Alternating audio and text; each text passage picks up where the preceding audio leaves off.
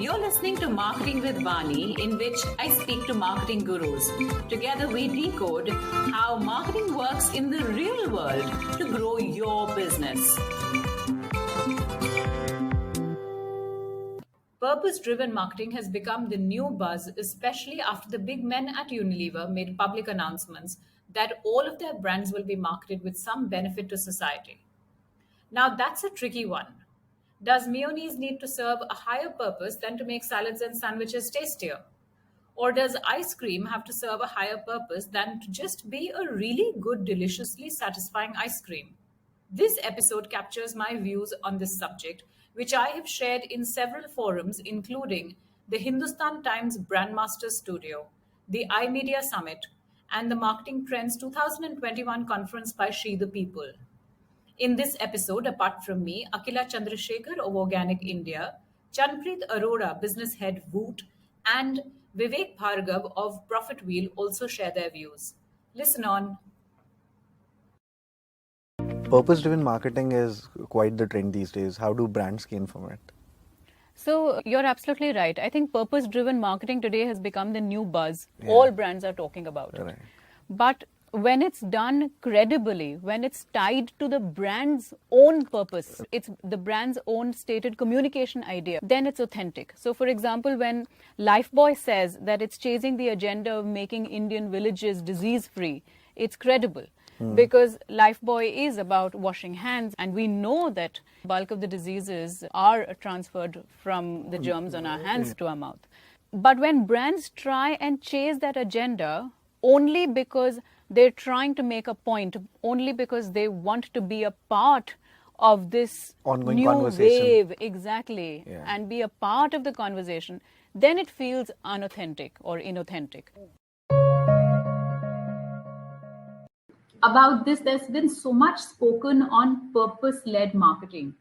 And we're all just so carried away by this big buzzword. And Unilever made this big announcement on how all of our brands are going to move to purpose-led marketing. I want to say that, yes, it's true. Of course, it's true that for Gen Z, like Akila of Organic India also said, it may not be weight loss or detoxifying. It might actually just be about being seen as cool because I've adopted this brand and it's a cool brand. It's not really about any functional features, yes.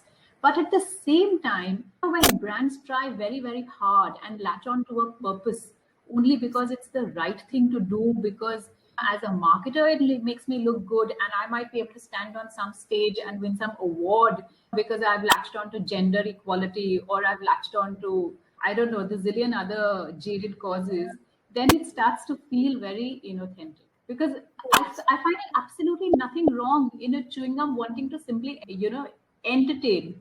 If a brand can just make me laugh and have no heavy duty purpose-led marketing to it, no heavy duty, cause advertising to it, it can just make me laugh. And I remember the brand for just that. I think they've done a stellar job. Because today it's so difficult to stand out, so if it's not about purpose-led or it's not about being seen as something only, it's just about being able to find a place in the consumer's mind with something that's appropriate, something that's believable. And if it's not linked to my functional delivery, what I deliver as a brand functionally, then it doesn't matter what high, heavy-handed purpose you might pick up, it's going to fall flat. I'm really going to take from there because it's something so close to my heart. And consciously, Organic India does not have a CSR division because to us, it's the biggest scam possible. You sell in plastic bottles and then you invest to clean the rivers. I mean, what? Because your CSR then decides, okay, let's clean rivers of plastic. Stop selling in plastic. So we don't believe in CSR. Our whole concept in Organic India is that CSR, you are actually a socially invested brand. You cannot have a separate division which says, let's put some money into corporate social responsibilities. It has to be a corporate social initiative. Absolutely. It cannot be a responsibility. Nobody's holding a gun to your head. So for me, I feel so strongly about this, and therefore Organic India does glass bottles. It does not do plastic bottles. It does recycled paper cartons. So this is not brand sell, but this is something where I'm saying, marrying purpose with profit is the only way businesses can, solve for this. Marry purpose with profit and marry purpose with what your product functionally delivers. If it doesn't functionally deliver that, then there is no purpose in what you do. I just want to share my experience here. As somebody who's launched media brands, right? It's more of an experience, a community. I remember my editor-in-chief said, I cannot compete with the largest publishers. Their budgets are just like 100x. I said, but you're not competing with xyz.com. You're actually serving a community. I want to see a budget which tells me who's the community that we're serving, what need are we serving for them, what role are we playing in their life, and then tell me what are the most important cultural moments in their life and what are we doing at that point. And I remember she was just staring at me. She was like, I'm really sorry, I don't get this. I said, here, I can help you. I can help you by explaining to you what this is. And in the process, we landed up finding our own niche. And, then brands started associating with us because we stood for something, for a community that believed in us, because we were authentic to their community. And I truly believe that, like Vani, what you were saying, or, Akila, you've been resonating with it. Be clear about your purpose as a brand, whether you're selling a product, a service, or an experience, or just entertaining people, which is most of the time where I am, entertaining people with true honesty. And it just works out. Good journalism is good business, good entertainment is good business. But if everything starts from business, nothing really filters through. Purpose is a good thing to have, but purpose has also been very badly used as a word. So what does purpose mean? Purpose means, why do I exist?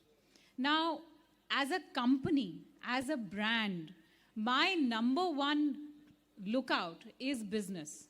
If all of us were entrepreneurs, what is the first thing we'd want? We'd want business. We'd want to make money. We want new consumers.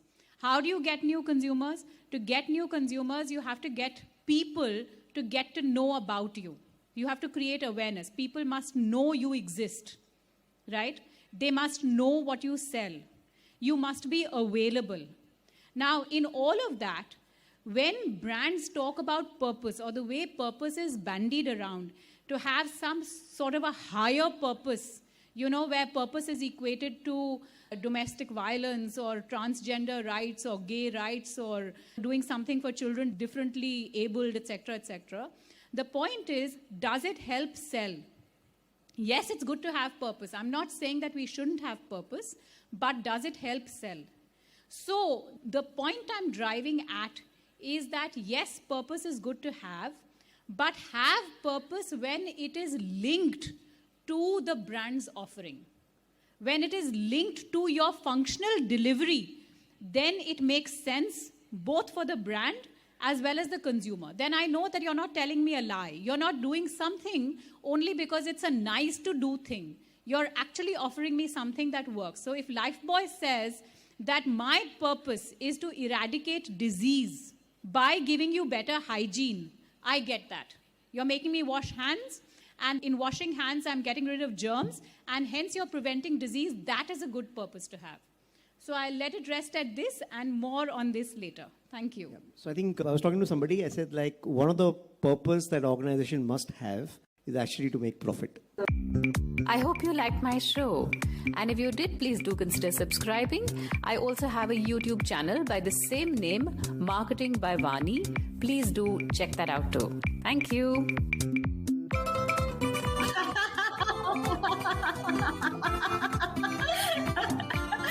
How badly could she screw up one line? Okay. So I did screw up. My YouTube channel is called Marketing with Vani, the same name as this podcast.